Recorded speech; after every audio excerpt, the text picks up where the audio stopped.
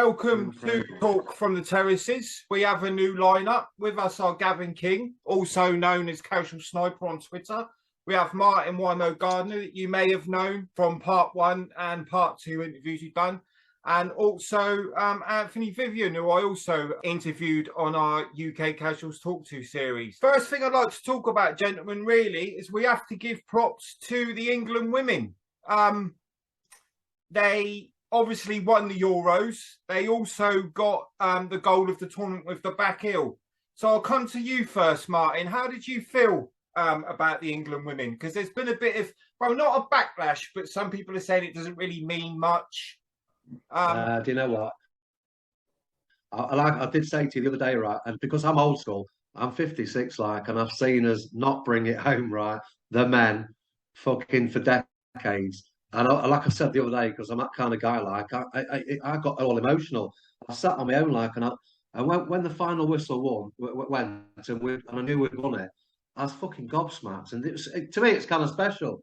And you've got to give them credit. So bollocks to backlash and things like that. Like, it's like, no, they deserve every bit of credit. And the way they celebrated as well, and the way the gate crashed, like the thingy afterwards, and the way they went about it and that lot.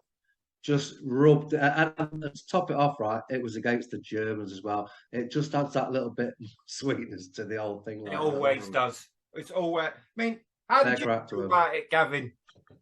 Fair play to them. Yeah, yeah, brilliant. Great for the country, yeah. But problem is with the country, instead of letting the women enjoy it and everyone enjoy it, they've got to keep on comparing stuff.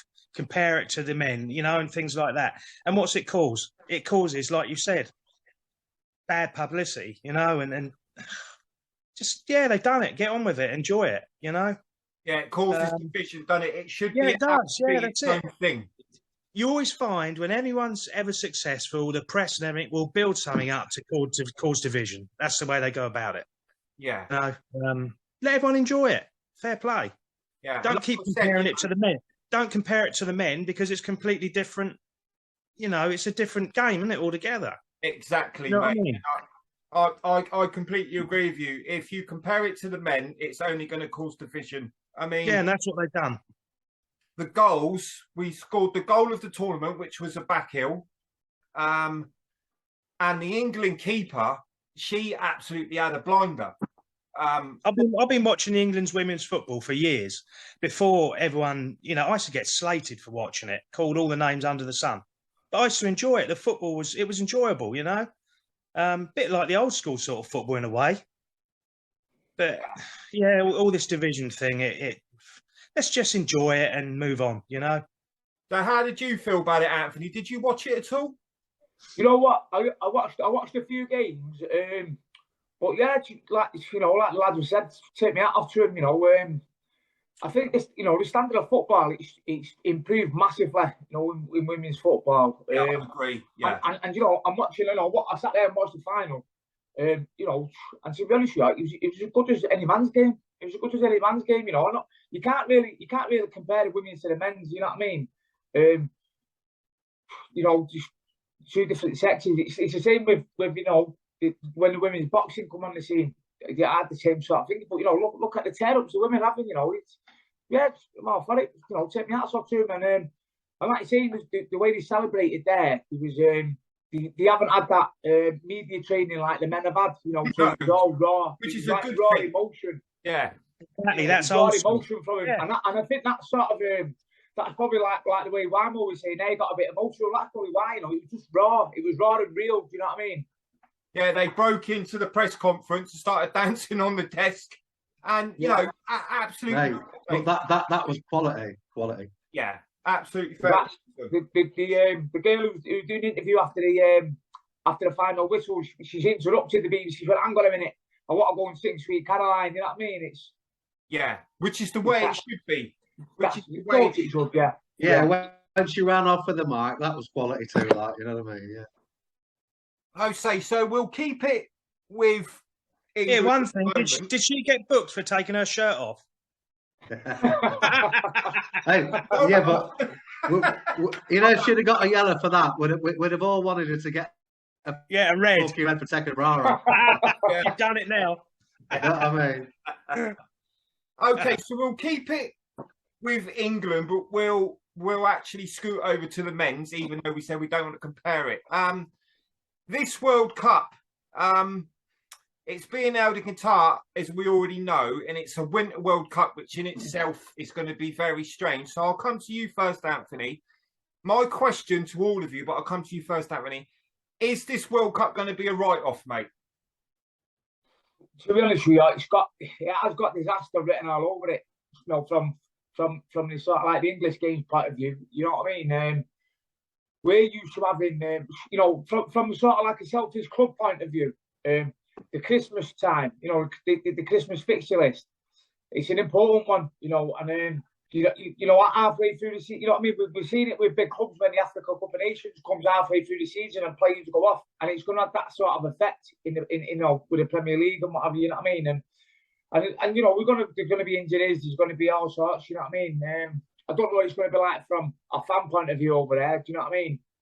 But again, that'll be strange. But football's changing, you know what I mean? It's changing on a day, I suppose. So yeah, you know, it is what it is. Let's go with it and see what it brings, eh? Yeah. So Martin, I actually, Anthony just said I don't know what it's going to be like from a fan's point of view. My question to you, Martin, is because it's going to be a Winter World Cup, I feel for the fans that are not travelling, but the fans that will be watching it in the pubs, in the fan zones. Is it going to be the same feeling, mate? Oh yeah. Yeah, you're going on a I don't know, you know, it's fucking winter, like it's something to watch, isn't it? You know, it's telly's fucking shit. You're all in that. Lot. People are still going to watch it, right? What I don't, it's like you're hearing all these rumours and things like that. So it's what a place to put it. I mean, if you read, I don't read this on the day, you know, but things like that. Is it fucking 6 months jail if you have a one night stand? How the fuck are they going to know if you're going to have a one night stand? This is to the England, not just England fans, any fans. The drinking rules, things like that. So it's going to be limited to people who care to travel anyway. It's a massive put off, and like he says, different climate, things like that. And it is going to fuck all the people, you know, like all your big leagues and your players that are over there that time of year. It's just going to mess it right up. It's a long haul flight anyway, like so. To me, it's just got fucking disaster written all over it. So how do you but feel I still about watch it?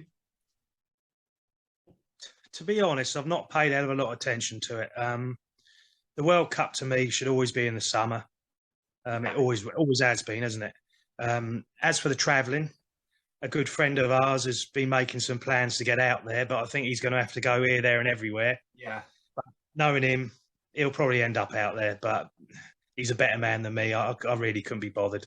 But yeah, I suppose in the winter, like you say, the TV ain't worth watching, so. Yeah, just have to go with it. We can't do nothing about it, can we? End of the day, it's all about money. That's what's got it out there, isn't it? Exactly. And I just find it weird that there's got to be a break in the league. It's very strange. Like Anthony was saying, those fixtures around that time are important games. So to have how much is it wiping out of the league? I'm not too sure. No. But it's happening at a crucial time in the league, especially in the Prem. It's like, it's going to fuck it up. Yeah, no, I absolutely agree. But we're not on our own. We're not on our own. No, that's it. That just shows the disregard, doesn't it? You know, it's all money. Yeah. And like you said, it's all about money. Yeah, it is. It all is now. It's all about money. I think it was A.K.A.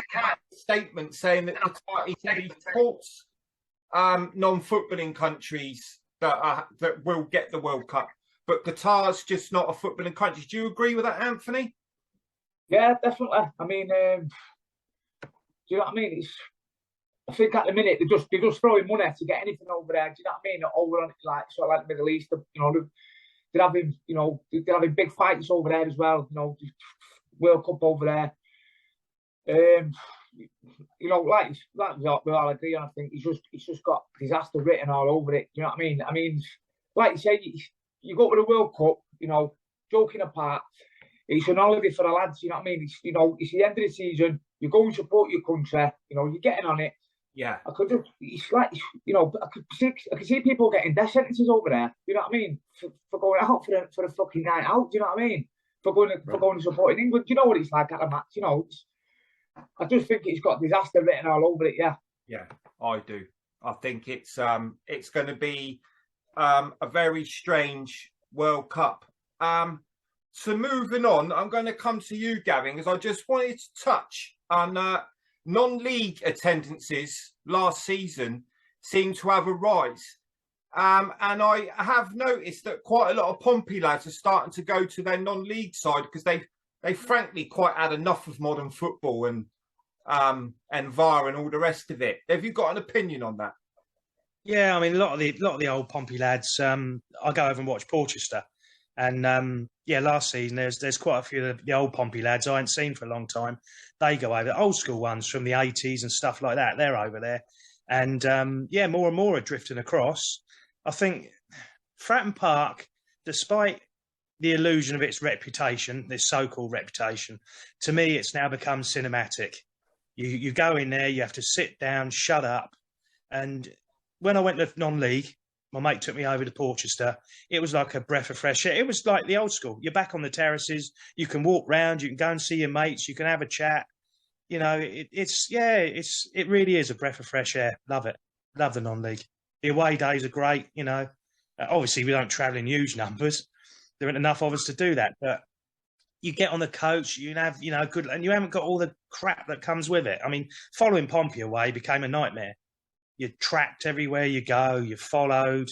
Do this, do that, and it becomes a ball's ache in the end. Because of the reputation, yeah, it is. We're all old men now. We're done with all that, but they still, and it's just hassle, you know. But the non-league love it, yeah, and I can see why. You know, I mean, I'm converted to it, and I won't be the last. There'll be loads more coming over. There's a few lads. One who follows Torino. He goes out. He's a Pompey lad. He goes out and watches Torino out in Italy. He came and he said it won't be the last time. You know, it's good. Good time, non-league. Yeah. Have you ever followed non-league, Martin? We were non-league for 6 years. Lincoln, we haven't been fucking up long. We haven't been up long, have we? You know, 6 years. So, I mean, when it was the Vauxhall conference, I forget when it was like, and we had it was Barnet away, very first big one. Took 2 coach loads, got off in North London, fucking mayhem. It was just mayhem. There's loads of Arsenal out for us, joining up with Barnet, taking it. We could, like I said, we walked right round in their end, and it was just fucking mental. Like, and so we had loads of it, but like now, because we're still like League One, we've got like kind of non-league mentality.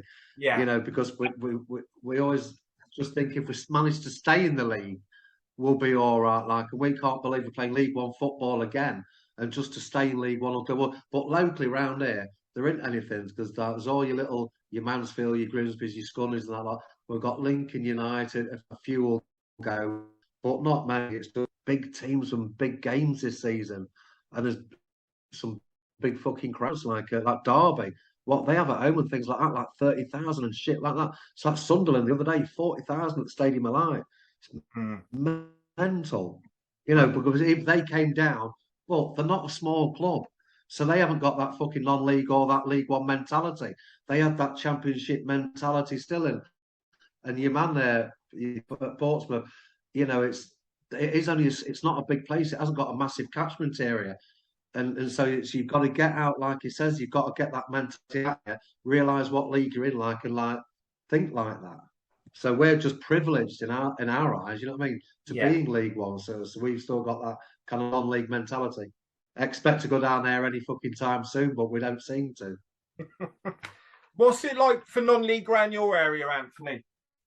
You know what? Yeah, it's big, it's been big for a while. Obviously, you know, there was a big breakaway from the group of Man United fans when they formed FC United. And they had a massive following. Also, you know, just down the road from me, Salford City. Again, you know, that Man United element that they had there, and I think, you know, they're in League Two now. So, but yeah, there's quite a few non-league teams. I know I seen on Twitter the other day. I think it's from yesterday.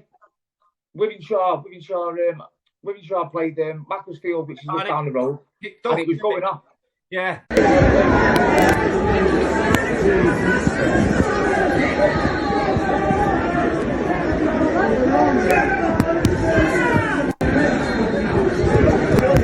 I literally said it's not going to kick off for an extra preliminary game.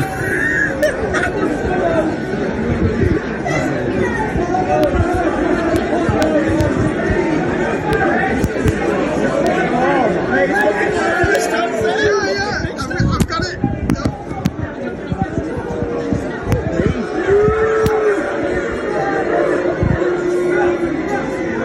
Fucking Withenshaw.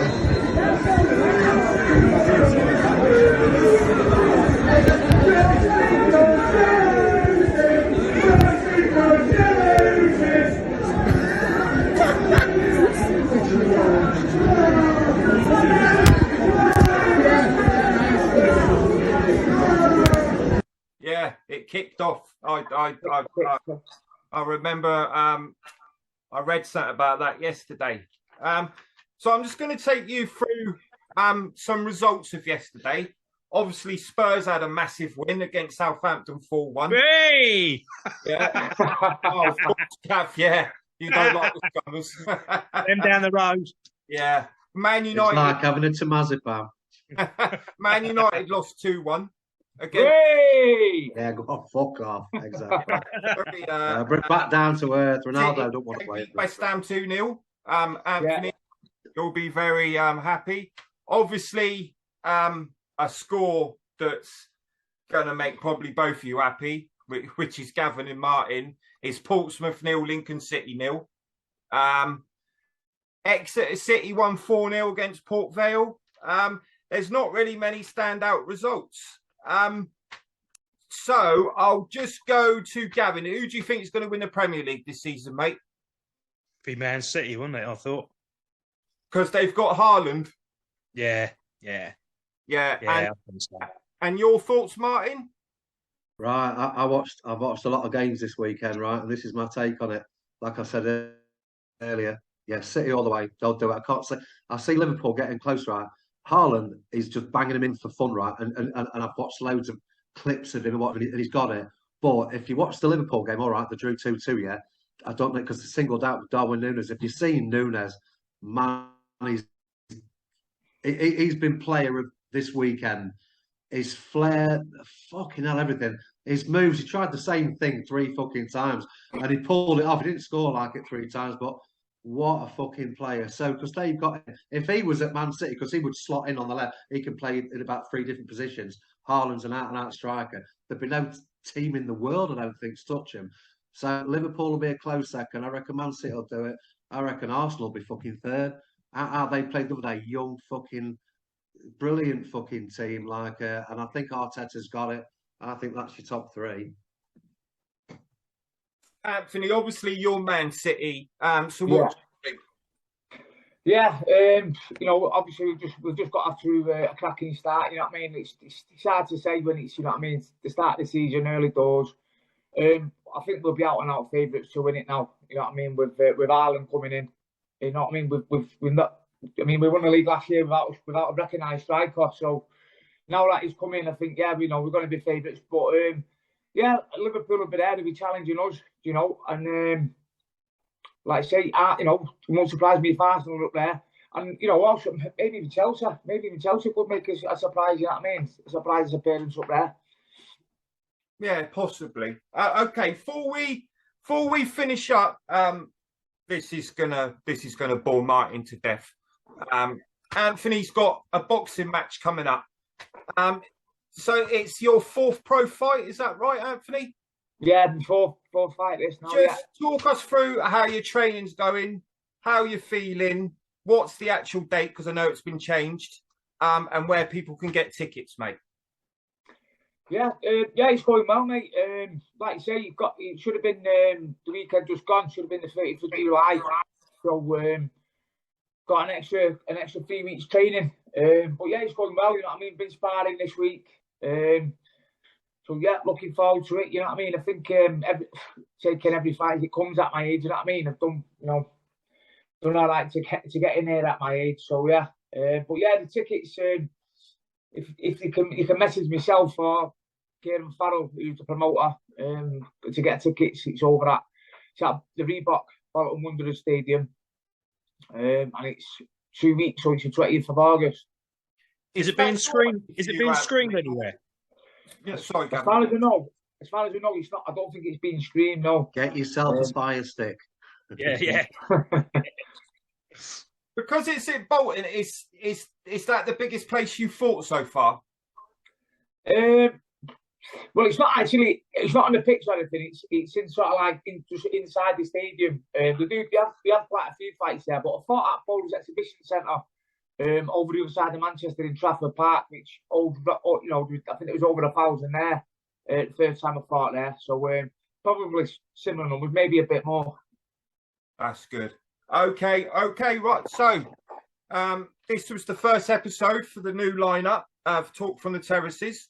We shall be back next week with more fixtures, more stories, and there'll be more videos coming from UK Casual soon.